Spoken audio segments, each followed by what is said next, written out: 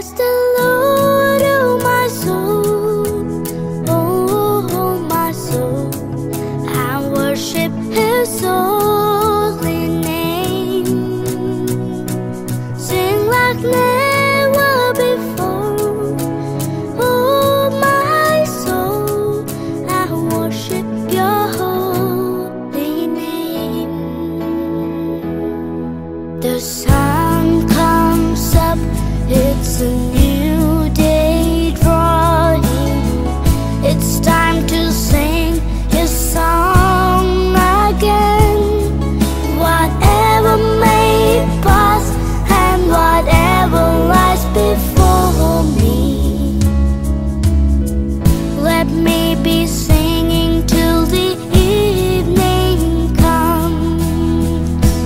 Bless the Lord, oh my soul, oh my soul. I worship His holy name. Sing like never before, oh my soul. I worship Your holy name. You're rich and loud, and You're slow to anger. Your name is great, and Your heart is kind. For all Your goodness, I will keep on singing. 10,000 reasons for my heart to find. Bless the Lord, oh my soul, oh my soul. I worship His holy name. Sing like never before, oh my soul. I worship Your holy name.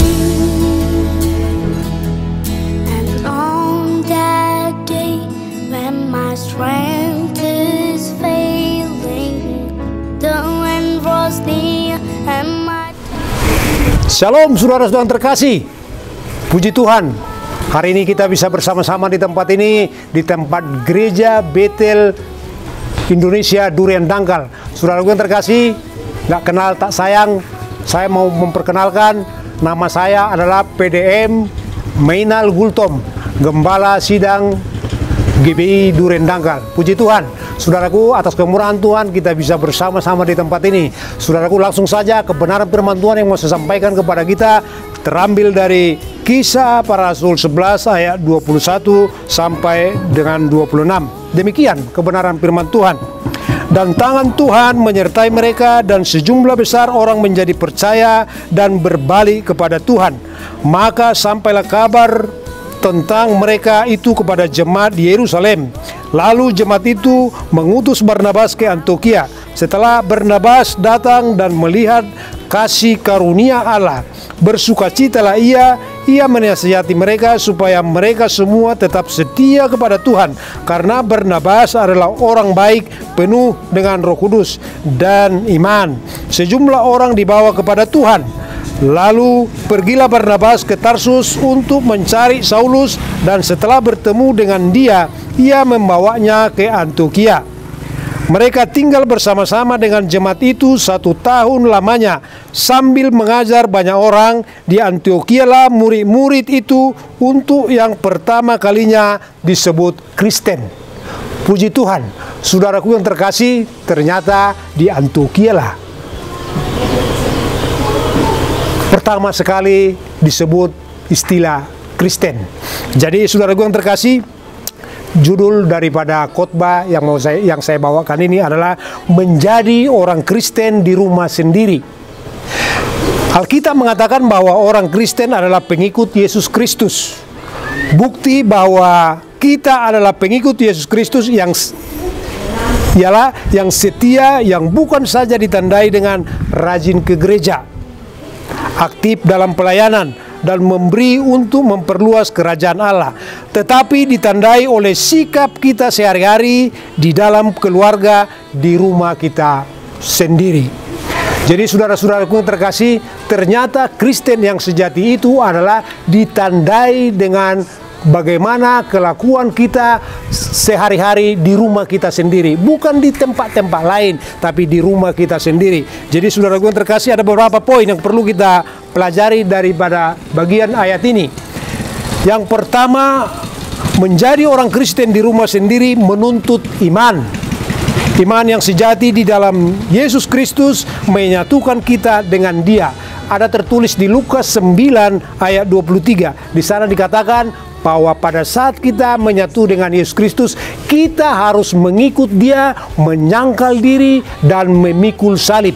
Saudaraku yang terkasih, bahwa menyangkal diri adalah dasar dari penyangkalan diri adalah pemahaman bahwa keselamatan hanya berasal dari Tuhan. Tidak ada dari yang lain. Kalau kita mengandalkan ini, mengandalkan itu tidak seturut dengan apa yang Tuhan katakan. Memikul salib, sama pada zaman Romawi dulu. Kalau orang yang bersalah, di mana dia bersalah dijatuhi hukuman kepada dia, dari tempat dia itu, dia memikul salibnya sendiri ke tempat di mana dia disalibkan. Dia sendiri yang bawa. Apa gambaran daripada apa yang dikatakan oleh Lukas di sini? Untuk menyatakan bahwa orang Kristen harus menjalani hidup seolah-olah telah dijatuhi hukuman mati, yaitu mati terhadap nilai-nilai dunia yang tidak sesuai dengan kehendak Allah dan tunduk kepada nilai-nilai kerajaan Allah. Itu yang dikatakan memikul salib. Poin selanjutnya, mengikut aku. Mengikut Tuhan bukan sekedar komitmen, tapi kita harus lakukan sekali saja, namun bukan dilakukan sekali saja, namun dilakukan seumur hidup. Jadi itu yang diinginkan Tuhan kita lakukan dalam kehidupan kita, yang tertulis di Lukas 9 ayat 23 tadi. Poin B-nya, iman yang sejati di dalam Yesus Kristus membawa kita kepada Allah sebagai mana Ia telah memperkenalkan diri di dalam Yesus Kristus. Kalau kita lihat di Alkitab di Matius 24 ayat 40, di sana dikatakan bagaimana orang yang satu terangkat, yang satu lagi tinggal. Saudaraku, bisa kita bayangkan di tengah-tengah kehidupan keluarga kita, kalau umpamanya istri tinggal, suami terangkat, atau suami tinggal, istri terangkat, bagaimana coba kita bayangkan perasaan kita? Saya yakin dan percaya bahwa kita semua ingin sama-sama terangkat. Amin. Saya yakin saudaraku, kerinduan kita supaya kita di tengah-tengah kehidupan keluarga kita, kita benar-benar membuat Yesus sebagai Tuhan dan Juru Selamat di dalam kehidupan kita.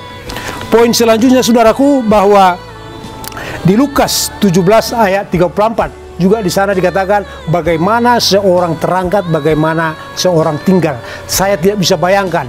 Dan saya yakin jemaat yang ada di tempat ini, GBI Duren Dangkal, saya yakin dan percaya kita semua sama-sama terangkat. Amin. Haleluya. Poin kedua, menjadi orang Kristen di rumah sendiri menuntut kesediaan untuk dikoreksi. Saudaraku yang terkasih, Tuhan Yesus menghabiskan banyak waktu hanya untuk mengajar, menegur, merubah pola pikir dari cara murid-muridnya mengambil keputusan. Contohnya di si Petrus di Matius 16 ayat 23, dia seakan-akan mau membantu Tuhan, tapi Tuhan mengatakan di sana, nyahlah engkau iblis. Artinya saudaraku, cara pandang si Petrus sangat begitu jauh dengan berbeda dengan cara Tuhan. Banyak juga saudaraku dalam kehidupan kita, bahkan dalam kehidupan pelayanan kita, seakan-akan kita pikir bahwa itu adalah sudah yang terbaik. Padahal kita tidak tahu saudaraku, seperti apa yang dikatakan di Yeremia 17. Kalau di ayat 5 di sana dikatakan mengandalkan manusia pasti kecewa. Bahkan saudaraku, kita tidak tahu dalam kehidupan kita terlalu sering mengandalkan kebisaan kita, mengandalkan kekayaan kita untuk pelayanan. Di sana dikatakan mengandalkan manusia Terkutuklah orang yang mengandalkan manusia, tapi di ayat 7 di sana dikatakan diberkatilah orang-orang yang mengandalkan Tuhan. Jadi tanpa kita sadari, saudaraku, mungkin bisa saja kita di dalam kehidupan kita, keluarga lepas keluarga, bahkan pelayanan lewat pelayanan, bisa-bisa saja kita sudah berjalan di dalam kutuk. Kita tidak sadari. Jadi saudaraku yang terkasih, tapi saat ini kita percaya, walau kita mungkin salah melangkah di sana, tapi karena kita percaya bahwa Tuhan kita, Tuhan yang sangat luar biasa. Kalau kita menyadari dan mau mengaku, Tuhan pasti memulihkan kehidupan kita. Jadi saudaraku, itu poin dari pertama. Poin kedua, Rasul Paulus juga meminta jemaat di kota Roma mempersembahkan hidup mereka supaya mereka mengalami perubahan. Di sana dikatakan, tidak tahukah kamu bahwa tubuhmu adalah bait Allah? Artinya saudaraku, bahwa tubuh kita itu harus memang benar-benar kita tahui bahwa ini adalah baitnya Tuhan. Jadi di sana dikatakan kita harus mau memperbaharui bagaimana kita memandang bahwa hidup kita, bahwa tubuh kita adalah bait Allah. Jadi kita jangan, karena kita ini, saudaraku, adalah baitnya Allah, kita bukan orang sembarangan. Jangan dimasukkan yang sembarangan ke dalam tubuh kita. Kita harus menyadari bahwa rohnya Tuhan ada di dalam tubuh kita. Jadi kita harus percaya bahwa kita harus membuat atau memelihara, menjaga tubuh kita ini, karena kita tahu adalah bait Allah. Poin selanjutnya, bahwa Tuhan Yesus juga kepada ketujuh gereja di Asia Kecil, Tuhan koreksi. Kalau di ayat 4 dan 5, bahwa di sana dikatakan, aku mencela engkau bahwa engkau telah meninggalkan kasihmu yang semula. Saya yakin dan percaya kita semua, saudaraku, bukan saat ini lagi kita mengenal Tuhan. Bahkan waktu-waktu yang lalu banyak hal-hal yang sudah Tuhan nyatakan di dalam kehidupan kita. Bahkan hal-hal mujizat di tengah-tengah kehidupan kita yang kita alami, yang sudah dibuat Tuhan kepada kita. Tapi di perjalanan kehidupan kita mungkin kita bisa atau stagnasi, tidak mengikuti Tuhan. Tapi saat ini, saudaraku, kebenaran firman Tuhan datang kepada kita supaya kita kembali kepada kasih mula-mula, meninggalkan jalan-jalan kita yang jahat. Artinya bertobat, artinya kita mau lagi mengikuti jalannya Tuhan. Yang setuju katakan amin. Begitu juga dengan para anggota keluarga, harus bersedia dikoreksi jika keluarga tersebut ingin bahagia. Kalau di Efesus 5, di Efesus 5, di sana dikatakan, ada disinggung, hai istri, tunduklah kepada suami. Ayat 25, hai suami, kasihilah istrimu. Artinya di sana, saudaraku, harus ada saling mengasihi di tengah-tengah kehidupan keluarga. Artinya saling memperhatikan. Di 1 Timotius 5 ayat 8 juga di sana dikatakan, orang yang tidak memelihara saudaranya atau tidak memperhatikan saudaranya, apalagi seisi rumahnya, ini lebih daripada yang buruk atau lebih daripada yang murtad. Jadi kita pikir selama ini murtad adalah pindah daripada keyakinan. Tapi saudaraku, kebenaran firman Tuhan yang sampai kepada kita saat ini bukan hanya pindah keyakinan, tapi karena dia tidak memperhatikan atau tidak memelihara keluarganya, itu sudah disamakan dengan murtad. Selanjutnya yang terakhir, menjadi orang Kristen di rumah sendiri menuntut kerelaan untuk saling membantu. Jadi kita di tengah-tengah kehidupan keluarga harus saling membantu. Tuhan Yesus menasihati murid-muridnya untuk saling mengasihi dan saling membantu. Jadi kita di tengah kehidupan keluarga kita harus saling membantu karena kasih, karena kasih menutupi banyak dosa. Jadi di tengah-tengah kehidupan keluarga kita harus ada kasih, saling mengasihi, supaya kita mendapat bahagia di tengah-tengah kehidupan keluarga kita. Puji Tuhan, saudaraku, kebenaran firman Tuhan yang sampai kepada kita mulai dari poin pertama tadi, menjadi orang Kristen di rumah sendiri menuntut iman. Kita juga di tengah-tengah kehidupan keluarga kita harus ada iman. Kita percaya iman di tengah-tengah kehidupan keluarga kita, apapun pergumulan kita, kita percaya bahwa Tuhan ada pengharapan. Puji Tuhan. Poin ketiga daripada khotbah hari ini, menjadi orang Kristen di rumah sendiri menuntut kerelaan untuk saling membantu. Saya kira demikian, Bapak Ibu yang terkasih, saya akan percaya kebenaran firman Tuhan yang sampai kepada kita akan menjadi rema di dalam kehidupan kita. Dan saya akan percaya keluarga lepas keluarga, jemaat yang ada di tempat ini akan semakin hari, akan semakin diberkati Tuhan. Terpuji nama Tuhan, di dalam nama Tuhan Yesus. Haleluya. Amin.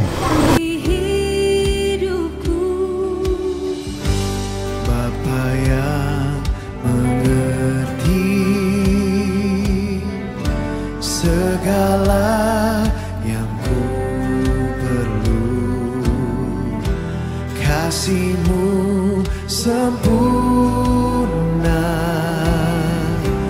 nyata dalam hidupku. Ku bersyukur Bapa, ku bersyukur kasih setia-Mu di dalam hidupku. Ku bersyukur, ku bersyukur Bapa, ku bersyukur Tuhan, buat kasih setia-Mu di dalam hidupku. Ku bersyukur Tuhan.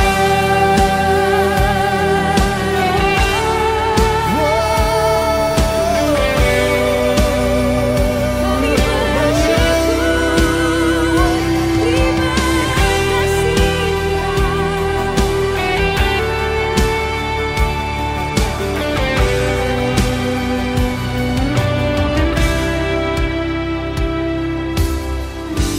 banyak yang Kau perbuat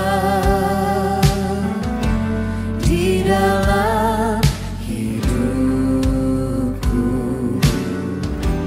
Rancangan indah-Mu terjadi di hidupku. Bapa yang mengerti segala yang ku perlu, kasih-Mu sempurna, nyata dalam hidupku.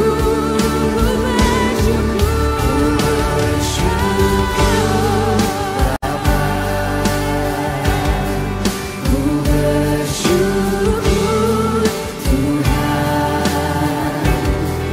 buat kasih setia-Mu di dalam hidupku. Ku bersyukur, ku bersyukur Bapa, ku bersyukur Tuhan, ku bersyukur Tuhan, buat kasih setia-Mu. Shalom, puji Tuhan, Bapak Ibu Saudara. Saat ini kita berada salah satu gereja kita cabang dari GBI Sungai Bahar, yaitu Durian Dangkal. Ya, kita lihat bagaimana kondisi bangunannya semi permanen, dan kita tahu bahwa di dalam gedung ini ada beberapa seluas lokasi tanah yang kita miliki.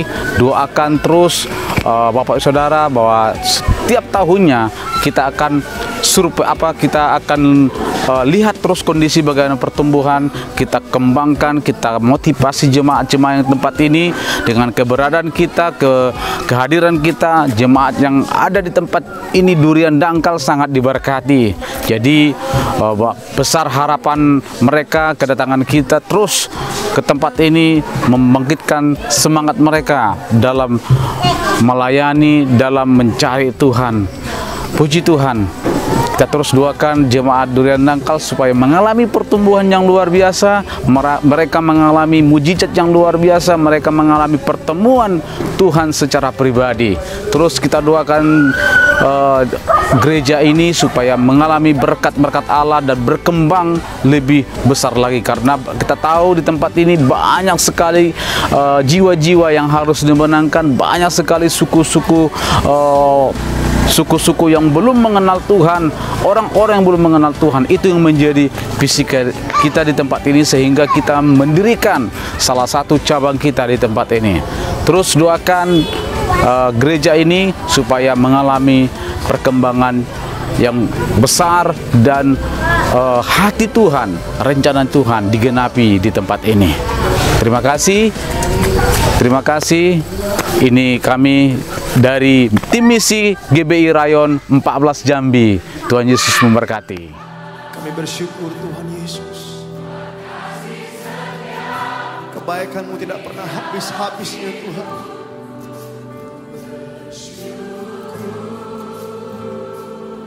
Kami katakan ku bersyukur Bapa. Ku bersyukur Tuhan. Ku bersyukur Tuhan. Amin. Buat kasih setia-Mu di dalam hidupku. Ku bersyukur. Ku bersyukur Bapa. Ku bersyukur. Shalom, puji Tuhan. Kita saat ini berada dalam kunjungan misi, yaitu salah satu tempat murid kita dulu, angkatan 2 misi Rayon Jambi, di mana beliau telah membuka satu peternakan yang luar biasa, dan saat ini peternakannya sudah kita lihat sudah mulai jadi. Ini adalah hasil dari pembelajaran misi angkatan kedua tahun lalu. Dan puji Tuhan, dia menerapkannya, dia mengaplikasikannya dengan semua pelajaran yang dia dapat waktu praktek di Jambi waktu itu. Nah, puji Tuhan, kita akan dengarkan sedikit kesaksian beliau. Bagaimana kesaksian nanti kita akan lihat. Yuk. Ya Pak, salam Pak. Salam Pak, salam. Nah, bagaimana Pak ceritanya kok bisa langsung bergerak dari habis praktek misi dulu, kalau langsung bergerak begini, Pak? Bisa diceritakan Pak, bagaimana Pak? Ya, sebelumnya salam, puji Tuhan, saudara kasih Tuhan. Ya, saya bersyukur dan berterima kasih atas pembelajaran misi yang memberikan ilmu pemberdayaan untuk masyarakat. Hasil yang sungguh luar biasa. Yang pertama yang saya dapatkan kotorannya yang bisa saya olah nanti menjadi biogas yang dapat memberkati masyarakat di tempat ini untuk menerangi masyarakat di tempat ini. Kebetulan saya tinggal di RT 38 ini, berkebun di 38 ini, lampunya belum ada. Jadi rencana saya berkat anugerah kasih Tuhan, hikmat yang daripada Tuhan, akan saya kelola kotoran ini menjadi biogas yang dapat menerangi kampung ini. Kiranya saya mengucapkan untuk sekolah misi, mari semangat tetap maju, terutama untuk GBI Jambi Rayon 14. Di dalam nama Tuhan Yesus, saya bersyukur, terima kasih. Haleluya. Puji Tuhan, sudah kita dengar kesaksiannya. Kita akan terus kita doakan beliau, kita akan terus pantau beliau bagaimana perkembangannya terus. Ya puji Tuhan Pak ya, Tuhan berkati, Tuhan perlancar, Tuhan terus buka jalan tetap dalam tracknya Tuhan ya Pak ya. Tuhan berkati ya. Puji Tuhan. Demikian kita akan selesai kita perjalanan ini, kita akan mengakhiri dalam nama Tuhan Yesus. Tuhan Yesus memberkati.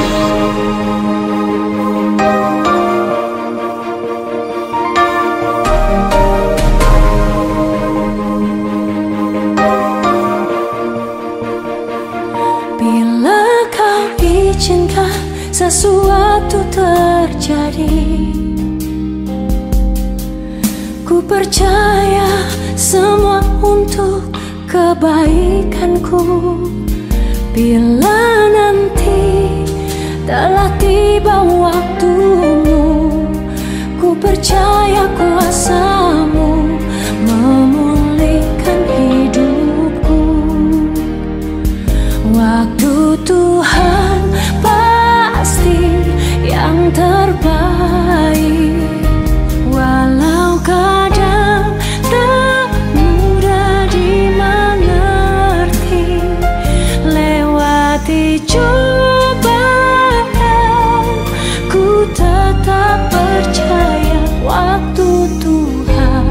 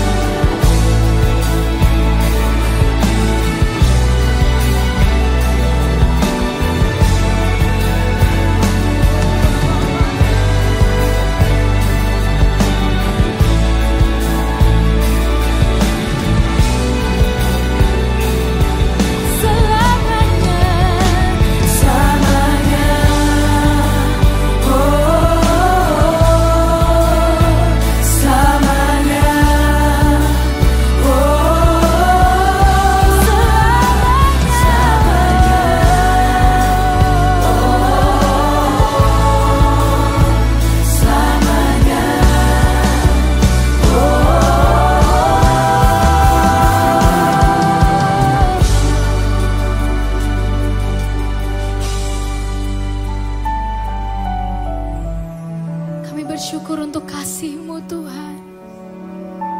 Kasih-Mu besar buat setiap kami Tuhan. Thank you Jesus. Thank you Jesus.